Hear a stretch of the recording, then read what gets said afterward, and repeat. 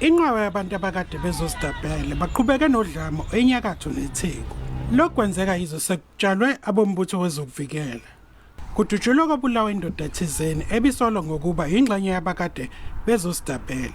Izitolo eziningi zihlaselwe, imboni egcina amakhemikhali ithungelwe ngomlilo. Ezindaweni ezithile izakhamizi bezihlome ngemizamo yokuvikela impahla namabhizinisi kulabo abafuna ukungena ngenkani. Kutholakala izidumbu ezintathu zabesilisa zidindilizile emgwaqweni endaweni yasePhoenix.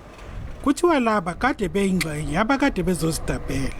Umholi weqembu le-DA, umnumzane John Steenhuisen, wahambela indawo yasePhoenix. Wexwayisa ngokuthi lokhu kuzofaka abatshali bezimali bakwamanye amazwe idwedwe. Of course, and what we're seeing behind us is actually a presidential lead project. A huge amount of investment here from foreign investors.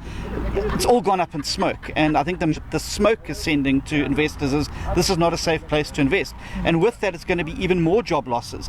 Khona manje amagalaji kapetrol avulile asephelelwa amafutha kanye nopetrol. Izindawo eziningi bezibonakala ngokulinyazwa zabelwa impahla. Uhulumeni wesifundazwe ulinganisela umonakalo odalekile kumabhiliyoni amarandi. Thulani Msimanga, SABC News, eThekwini.